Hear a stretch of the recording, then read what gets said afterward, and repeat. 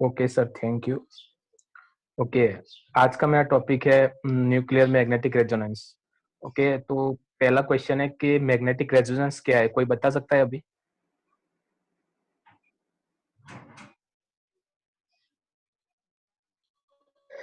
Hello. मैं बताऊं? मेरा लास्ट है, बाकी पहले स्टूडेंट्स को ट्राई हाँ। करना। आपके फ्रेंड्स को चांस पहले। राकेश।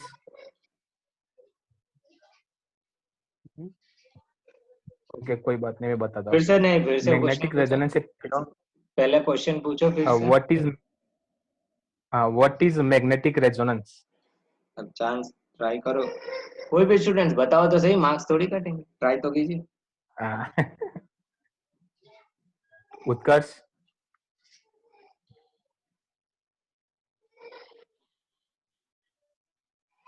ओके, मैग्नेटिक रेजोनेंस में आंसर बताऊं?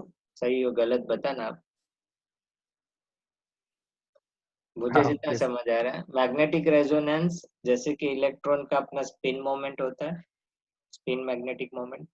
हम्म। और हम जब मैग्नेटिक फील्ड हम्म। अप्लाई करते हैं और वो मैचिंग होता है, वो मैग्नेटिक रेजोनेंस होता है। मैग्नेटिक फील्ड जब एक दूसरे मैच होती है, applied magnetic field and magnetic field of the particle, either hmm. Electron और आइदर ए न्यूक्लियस, वो जब मैच हम्म। करते हैं दोनों फ्रीक्वेंसी, उसको हम रेजोनेंस कहते हैं, या तो मैग्नेटिक रेजोनेंस। ओके, ये भी हो सकता है, और दूसरी एक भी है जो क्वांटम मैकेनिक्स में यूज होती है कि कोई मैग्नेटिक डाइपोल हो, कोई स्टैटिक मैग्नेटिक फील्ड के अंदर प्लेस की हम करें तो उसको भी मैग्नेटिक रेजोनेंस कह सकते हैं। ओके। सही। So what is NMR? NMR का फुल फॉर्म है न्यूक्लियर मैग्नेटिक रेजोनेंस, जहाँ पे न्यूक्लियर न्यूक्लियर मीन्स के हम कोई एटम की बात कर रहे हो। फिर मैग्नेटिक मैग्नेटिक मतलब कोई मैग्नेटिक फील्ड जनरेट करना हो, उसके अंदर कोई प्लेस करना। और रेजोनेंस रेजोनेंस का मतलब तो पता ही होगा सबको कि एक वेव के ऊपर दूसरी वेव ऐसे मैच हो जाए, उसको क्या बोलते हैं, एक वेव के ऊपर दूसरी वेव सुपर इम्पोज हो जाए और मैच हो जाए, उसको हम रेजोनेंस भी कह सकते हैं। ओके, तो definition ऐसी है कि nuclear magnetic resonance is a method of physical observation in which nuclei is in a strong constant magnetic field are perturbed by a weak oscillating magnetic field and responds by producing electromagnetic signal with a frequency characteristic of magnetic field at the nucleus. Okay, अब ये process होती कैसे है?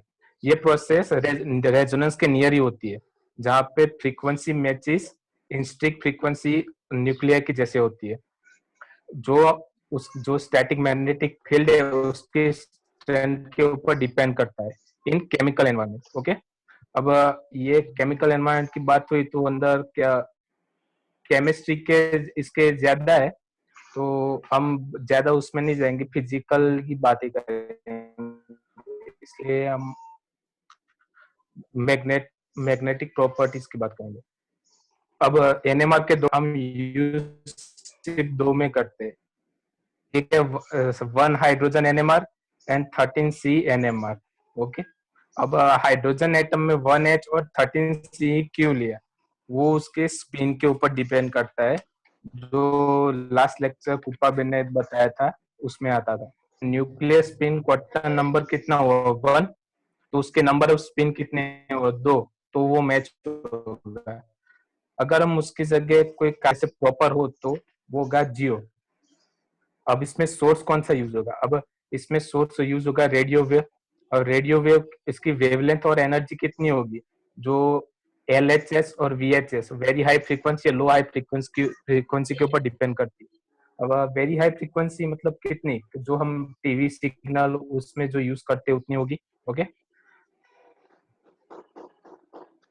अब atom की बात करें तो all atom contains nuclear and all nuclear contains positive protons. Okay, अब उसके स्पिन की बात करते हैं। Spin nuclear are those which contain either odd atomic number और odd atomic mass are useful for NMR. NMR के लिए जो यूज होगा उसके जो एटॉमिक नंबर हो गए वो सब ऑड हो गए। Example 1 hydrogen, 13 carbon, 14 nitrogen, okay, और जो इवन होंगे वो उस एनएमआर में यूज नहीं होंगे। प्रोटॉन स्पिन उसको मैग्नेटिक फील्ड बनाते हैं कैसे? ऐसे देखो, ये फिगर ए है, जहाँ पे वहां पे जो हाइड्रोजन का एक सिंगल एटम है वो अपने ही एक्सिस पे रोटेट करेगा और मैग्नेटिक फील्ड जनरेट करता है। अब हम उसके बाहर कोई मैग्नेटिक फील्ड अप्लाई नहीं करेंगे तो किसी भी डायरेक्शन में वो मैग्नेटिक फील्ड अप्लाई करेंगे। जैसे कि आप एक कोई बात करें, उसके अंदर कहीं भी ऐसे जा रही होगी, अगर उसके आसपास कोई मैग्नेट लाए तो क्या उसके सब सिंगल डायरेक्शन में सब फ्लो करेंगे, जिससे दूसरा मटेरियल मैग्नेटाइज होगा। तो जो हम सी में जो फिगर देख रहे हैं उसमें वैसे हो रहा है कि हम कोई मैग्नेटिक फील्ड जब अप्लाई करेंगे तो पैरेलल और एंटी पैरेलल डायरेक्शन में फ्लो करेगा और मैग्नेट के जैसे वर्क करेगा। अब इंस्ट्रूमेशन में क्या है, हमें हमें ये चीज बना ही हो हर एक काम में।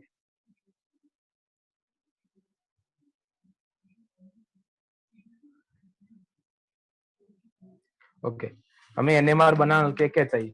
एक चाहिए मैग्नेट, एक सैंपल होल्डर, एक रेडियो फ्रीक्वेंसी जनरेटर और एक detector. Okay, chemical shift NMR का ऐसे अच्छा पार्ट है। वहाँ पे मैग्नेटिक फील्ड द कैसे एक्ट करेगा न्यूक्लियस पे वो हमें दिखाता है। अब एनएमआर का एक की फीचर है कि कोई रेजोनेंस फ्रीक्वेंसी कोई सैंपल सब्सटेंस पे डायरेक्ट प्रोपोर्शनल होता है। तो उस वो प्रोपोर्शनल किससे होता है? Strength of applied magnetic field से। Okay, at fixed frequency a resonance occur for a value of magnetic field that is shifted from what would be expressed in absence of diamagnetic correction। इसको हम chemical shift कहते हैं। और अब इसका working कैसे? कोई रेडियो फ्रिक्वेंसी जनरेट करेगा पल्स, वो पल्स के क्या होगा कि जो उसके अंदर रेजोनेंस क्रिएट होगा। रेजोनेंस मतलब कोई वाइब्रेशन हम ले लेते हैं। जब न्यूक्लियर उसके ऊपर फॉल बैक करेगा तो जो लोअर एनर्जी स्टेट होगा वो डिटेक्टर मेजर करेगा, उससे हमें पता चलेगा कि ये कौन सा है। इसमें क्या है? Nuclear magnetic resonance build physics concepts of resonance and nuclear spin. Nuclear spin उसमें क्या होगा? एंगुलर मोमेंट ऑफ एलिमेंट्री पार्टिकलों में atom, proton, electron, atom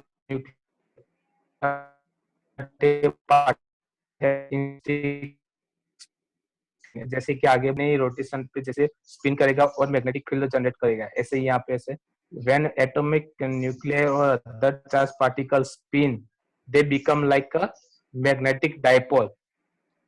magnet nucleus or elemental particle carrying spin will be woven or processed when they are placed in magnetic field। अब कोई magnetic field के अंदर हम ये इसके रखेंगे तो वो क्या करेगा? वाइब्रेशन करने लगेगा। A nucleus in a magnetic process at a frequency called Larmor frequency. अब ये कोई एक फ्रीक्वेंसी के ऊपर डिपेंड करता है। कोई बता सकता है लार्मोर फ्रीक्वेंसी की प्रॉपर डेफिनेशन क्या है?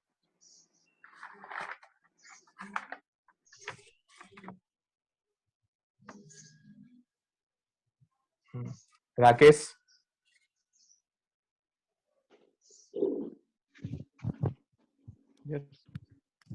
लार्मोर फ्रीक्वेंसी के बारे में बता सकते हो आप? प्रॉपर डेफिनेशन नहीं पता है, आप बताओ। प्रॉपर ही पूछा है सर। आप? राकेश, आवाज नहीं आ रहा। हाँ, यहाँ पर जो लार्मर फ्रीक्वेंसी है that depends on the same magnetic field of the particle as well as applied magnetic field। वो फ्रीक्वेंसी से मूव करेगा, मतलब वो थर्ड जो मोशन है वो लार्मर प्रिसिएशन से होगा। When an atom in a constant magnetic field its nucleus process at the Larmor frequency, if in addition to the constant magnetic field। अब इसके ऊपर फ्रीक्वेंसी है क्या? लार्मोर फ्रीक्वेंसी एक फ्रीक्वेंसी है जहाँ पे सेम होगा जो अप्लाइड मैग्नेटिक फील्ड, वो अब मैग्नेटिक फील्ड के सेम होगा। तो रेजोनेंस फ्रीक्वेंसी क्या है? रेजोनेंस फ्रीक्वेंसी के वो एक वेव के ऊपर दूसरी वेव सुपर इम्पोज होगी। नहीं, हम लोग रेजोनेंस किससे बोलते हैं कि कोई अगर हम वेव्स या कोई चीज ले रहे हो फिर तो उसका एम्पलीट्यूड होता है, जो मैक्सिमम एम्पलीट्यूड हम देते हैं फ्रीक्वेंसी का, जो वेव्स हम्म, जो मैक्सिमम हम्म, एम्पलीट्यूड हम कंसीडर करते हैं उससे हम बोलते हैं resonance frequency of that wave function और वेव। ओके, तो यहाँ पे जो लार्मर फ्रीक्वेंसी जैसे सर ने बोला वो थर्ड मोशन है। Third motion. जैसे कल या परसों के लेक्चर में भी वो सर ने बोला था लार्मर प्रिसिशन फ्रीक्वेंसी, तो वो थर्ड मोशन कौन सा है सर ने बताया, इसलिए तुमने प्रॉपर डेफिनेशन बोला तो मैंने सोचा कुछ अलग होगी। कोई नहीं कोई नहीं, यही है कि जब वो आप मैचिंग ऑफ नहीं। फ्रीक्वेंसी, जो लार्मर फ्रीक्वेंसी ये रहता है कि उस फ्रीक्वेंसी पे वो अपना मोशन स्टार्ट करता है, मतलब वो प्रिसेशनल मोशन स्टार्ट करता है, उससे हम कहते ओके हैं लार्मर फ्रीक्वेंसी, बेसिकली ये। और रेजोनेंस फ्रीक्वेंसी क्या है? Okay. Exactly matching of frequency, और उसमें स्प्लिटिंग होता है। वो जब हाँ इलेक्ट्रॉन स्पिन का कल बताया था तब स्प्लिटिंग हुआ था, तो एक पर्टिकुलर मैग्नेटिक फील्ड पे जब स्प्लिटिंग होता है तब हम कहते हैं ये मैचिंग ऑफ फ्रीक्वेंसी हुआ। और जब वो प्रिसेशनल मोशन स्टार्ट करता है उस फ्रीक्वेंसी, जो फ्रीक्वेंसी पे तबे प्रिसेशनल लार्मर मोशन फ्रीक्वेंसी। वो लार्मर फ्रीक्वेंसी। सिंपल, इतना ही है। Okay okay. हाँ, जीमन इफेक्ट वाला। हाँ, ओके। ओके, विशाल कंटिन्यू। Okay okay sir. अब हम किसी की बात करें मैग्नेटिक फील्ड की, जहाँ पे कोई वीकर परपेंडिकुलर मैग्नेटिक फील्ड हो जो लार्मर फ्रीक्वेंसी के जैसे मैच हो जाए, इस फिनोमेना को हम न्यूक्लियर मैग्नेटिक रेजोनेंस मतलब एनएमआर कह सकते हैं। अब एनालॉजी, हम अब अर्थ की बात करते हैं कि हमने एनएमआर के मतलब बताया कि कोई न्यूक्लियस फ्लिप करता है। मतलब हम अर्थ की बात जैसे करें कि अर्थ अपने एक्सिस पे फ्लिप हो जाए तो क्या होगा, जो नॉर्थ एंड साउथ पोल होगा वो इंटरचेंज हो जाएगी एंड अर्थ फिर suddenly spinning in the opposite direction, मतलब ऑपोजिट डायरेक्शन में स्पिन करने लगेगा। तो जस्ट ऐसे अर्थ के स्पिन के मोशन की बात करें तो nucleus absorb emits energy as a flip it spin. जब स्पिन फ्लिप होगा तो जो न्यूक्लियस होगा वो एब्जॉर्ब और एमिट एनर्जी का एमिशन करेगा। Okay, with current with correct electron equipment we can measure spectrum of absorbed and emitted energy। हम किसी स्पेक्ट्रम और एनर्जी का मेजर कर सकते हैं अंदर से। इसकी एप्लीकेशन क्या है कि nuclear magnetic resonance spectroscopy is widely used to determine the structure of organic molecules in solution to study physics crystal as well as non crystal material. जैसे कि हमने पहले चैप्टर में देखा था, सर ने चला सॉलिड स्टेट फिजिक्स में कई अलग एक्सरे डिफ्रैक्शन, वैसे हम स्ट्रक्चर पता लगा सकते हैं, ऐसे उससे इससे भी एनएमआर से भी लगा सकते हैं। To study high pressure diffusion liquid crystal rigid solids etcetera. इससे हम फूड साइंस में भी इसका बहुत यूज होता है और इसके बहुत सारी एप्लीकेशन है, मगर वो केमिस्ट्री बेस्ड ज्यादा है इसलिए अंदर मैंने थोड़े डिफाइन नहीं किया है। Okay sir, thank you. क्योंकि इसके जो ज्यादातर इसके केमिस्ट्री बेस्ड था इसलिए मैंने थोड़ा फिजिक्स बेस्ड ही लिया था सर। ओके, नहीं, अच्छा बताया आपने। ओके, इसमें मुझे थोड़ा बताना है इसमें, आप ध्यान दीजिए कि ये दोनों जो है, electron spin resonance and nuclear magnetic resonance, वो एक स्पेक्ट्रोस्कोपी टेक्निक है। They are the tools of the spectroscopic हाँ टेक्निक। सर। अब उसमें होता क्या है कि आप इलेक्ट्रॉन स्पिन रेजोनेंस लेते हो या एनएमआर लेते हो, उसकी एप्लीकेशंस आप देखोगे तो इलेक्ट्रॉन स्पिन रेजोनेंस से आप रेडिकल्स फाइंड कर सकते हो, क्योंकि इलेक्ट्रॉन स्पिन रेजोनेंस को और कहते हैं इलेक्ट्रॉन पैरामैग्नेटिक, और दैट पैरामैग्नेटिक जो सब्सटेंस है, पैरामैग्नेटिक रेजोनेंस ईपीआर। तो पैरामैग्नेटिक सब्सटेंस क्या होता है, जिसमें कल बताया रूपा ने कि जैसे कि उनके कोई पैरामैग्नेटिक सब्सटेंस उसमें स्पिन होते हैं, अप स्पिन, या that will be the left of that spin, मतलब जो अब्सेंस ऑफ दैट रहता है स्पिन। तो रेडिकल्स में भी वही कंसेप्ट रहता है। तो जब आप माइक्रोवेव, वो माइक्रोवेव से कर सकते हो, इसको आप रेडियो से कर सकते हो, तो उसकी पर्टिकुलर फ्रीक्वेंसी पे आप वो रेडिकल्स फाइंड कर सकते हो। और जहाँ जहाँ रेडिकल्स फाइंड करने होते हैं, जैसे फूड टेक्नोलॉजी में, या तो जिनको दवाइयाँ बनाते हैं, चाहे जो कोई सॉल्यूशंस बनाते हैं केमिस्ट्री में, कि इसमें कितने रेडिकल्स प्रेजेंट है, वो फाइंड आउट करने के लिए electron spin resonance technique use होता है। और वहां पर इलेक्ट्रॉन का ये सिंपल फिजिक्स क्या है कि इलेक्ट्रॉन अपनी स्पिन मोशन पे है। अब जब कोई भी पार्टिकल स्पिन और ऑर्बिटल मोशन होता है तो उसकी एक मैग्नेटिक मोमेंट होती है। एक ऑर्बिटल मैग्नेटिक मोमेंट होता है, स्पिन को स्पिन मैग्नेटिक मोमेंट होता है।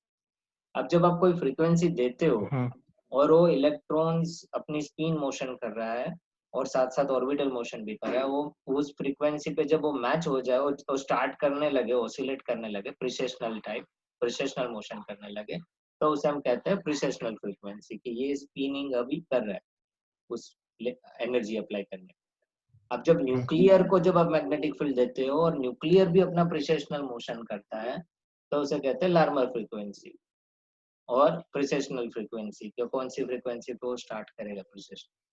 अब दोनों ये कंसेप्ट क्या यूज कर रहे हैं कि वहां पर जब हम न्यूक्लियस लेते हैं तो न्यूक्लियस में कहाँ कहाँ अप्लाई करते हैं, जो आपने आगे बताया कि अनपेड जो होते हैं, unpaid particles, unpaid.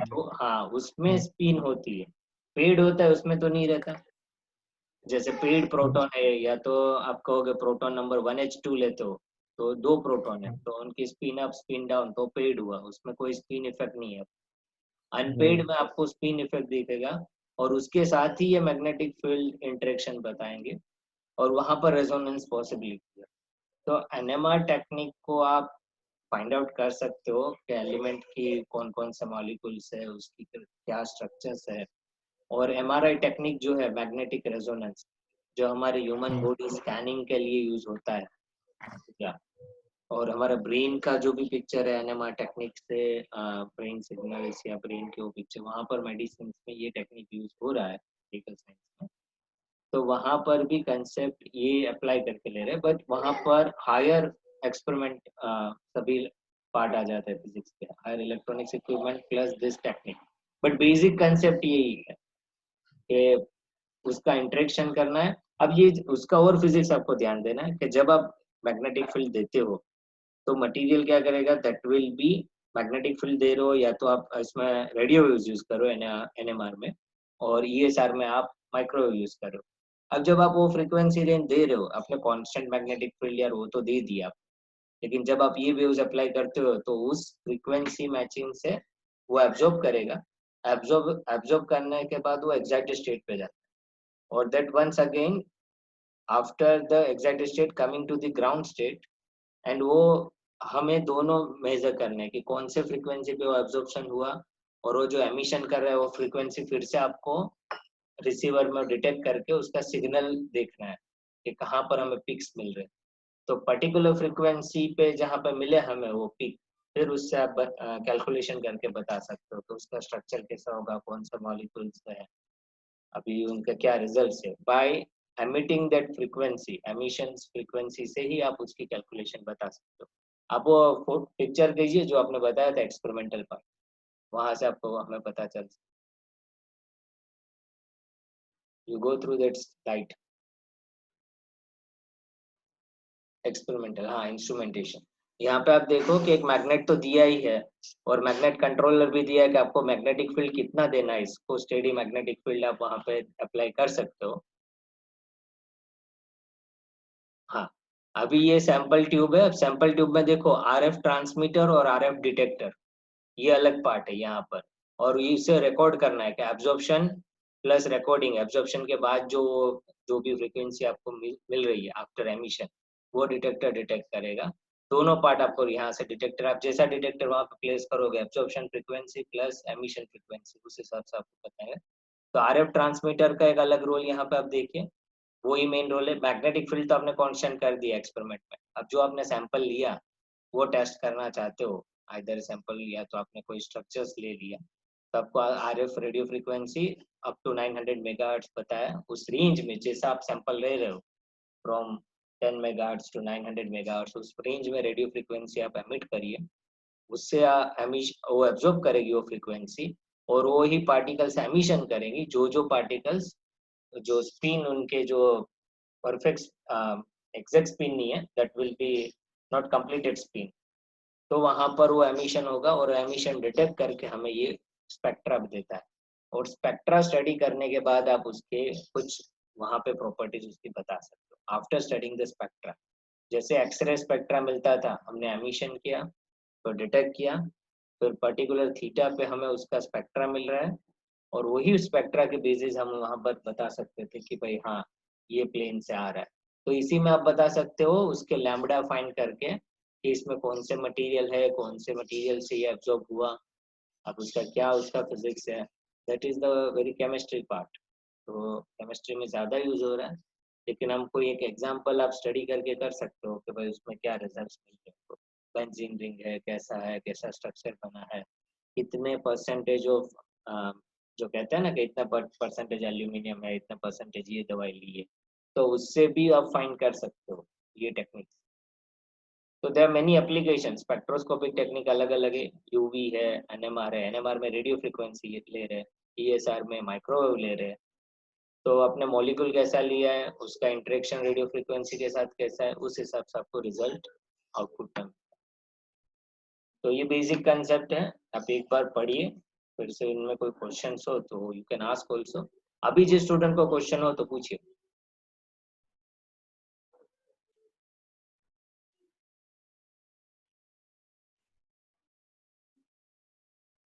Any students questions?